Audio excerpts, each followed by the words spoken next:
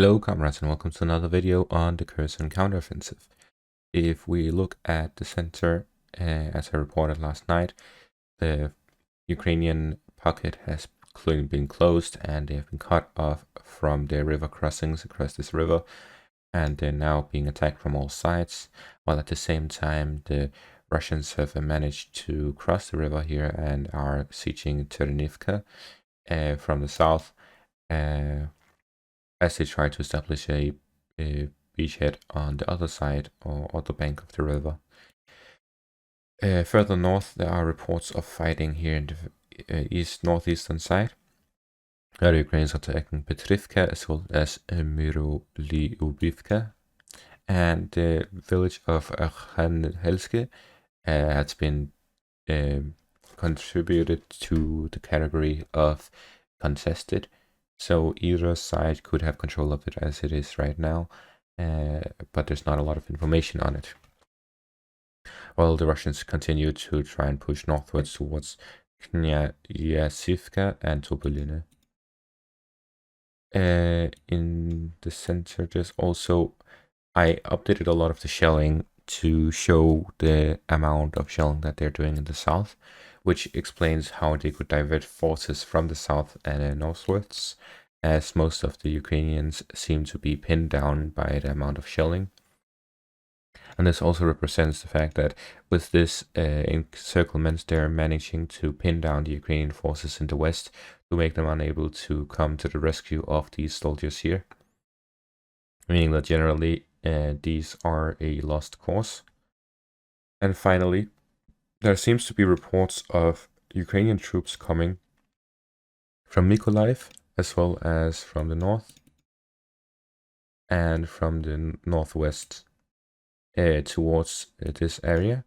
And most likely what we'll see as the Ukrainians are actually shelling Avdiivka is that they'll try to advance towards Kherson from the center and from the west at the same time through the highways, which could explain why they're gathering their forces here, as this is the main road towards Kherson. And if we look at the western side, most likely that was their original plan, as this is the shortest distance to the front line from Kherson. However, they see with how much they're shelling that the Russians have probably focused most of the defenses in this area.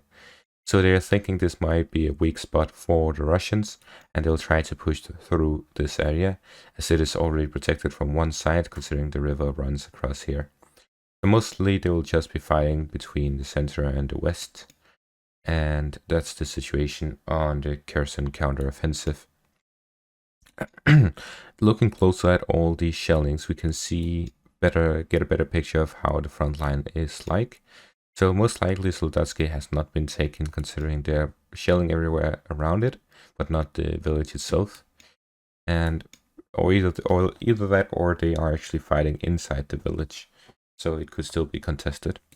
Here further east, they're still fighting at Zeleny High, and there's been no update on this fighting here.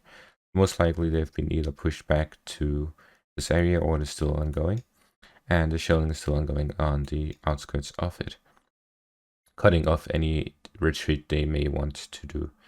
There's also the village from the north, so maybe there's some contingency of troops here threatening their advance. And the east, Lyubomirivka was just taken by the Ukrainians and is now being shelled by the Russians.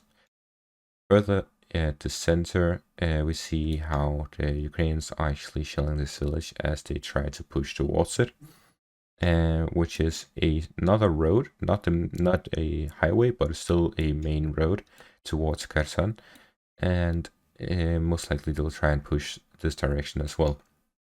So generally their main offensive has now been redirected to the south and the western part of this river, focusing on Kherson itself and leaving this open field as it is, as they have failed in the northern part due to the encirclement of this pocket. So they're already moving on from it. In the north, most likely the Ukrainians will not be able to achieve anything, as they will need to push all the way south from the northern area, just like this. And this is such a large distance that there's no reason to do so. and most likely they will give up their fighting at Avdiivka as well, and just hold the front line rather than waste their men on a failed offensive in the north. However, the offensive in the south is still ongoing, and they still have the possibility and ability to further conduct some advances. However, with the heavy shelling, it's unlikely that they'll be able to achieve much. Also, with them sending troops to this area, which is mostly actually their reservists that have arrived from Odessa, meaning that generally they're putting everything without exception to this fight, and if they then fail, it'll leave everything here wide open, as they have sent even their reserves to the fighting. That also represents how much casualties they're actually taking. Looking at the Pisky front area, there's been reports of this bridge here across the small river being completely taken by the Russians, and it has been geolocated. So generally that allows them an easier transfer between the north and the south, especially from these Donetsk suburban areas from the south, which allows them to transfer troops more easily between the two areas.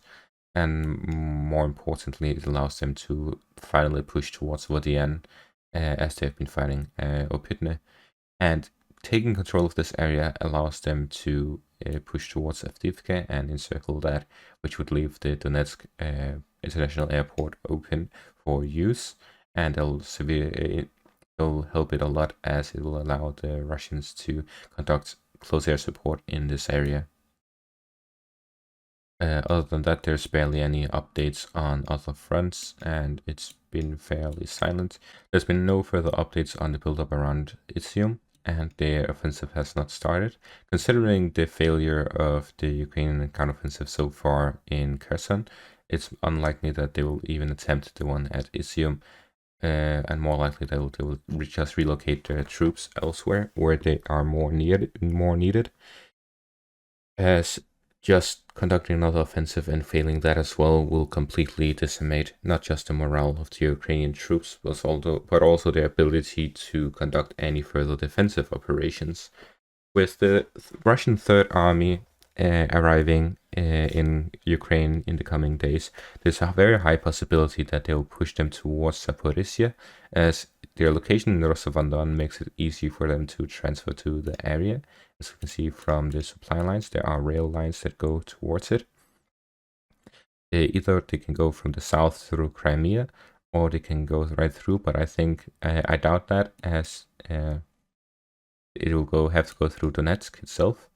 However, they can use the ports to Mariupol and then transfer from Mariupol to the front line.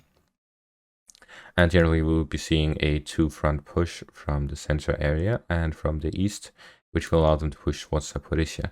The reason I believe that they will do that now is because they have seen the Ukrainian counteroffensive, they know the impact and the strength of it, and they know that they're able to protect themselves and Kherson from it, meaning that allows them to relocate their troops elsewhere, as the bulk of the Ukrainian offensive force is being decimated as we speak. Generally, the situation is as follows: Ukrainian counteroffensive in the north has failed, in the western part is still ongoing, but very unlikely to succeed. No updates on the Izium front. They took the bridge around Pisky, and we may see the Zaporizhia offensive soon. That's it for this video. Thanks for watching and have a great day.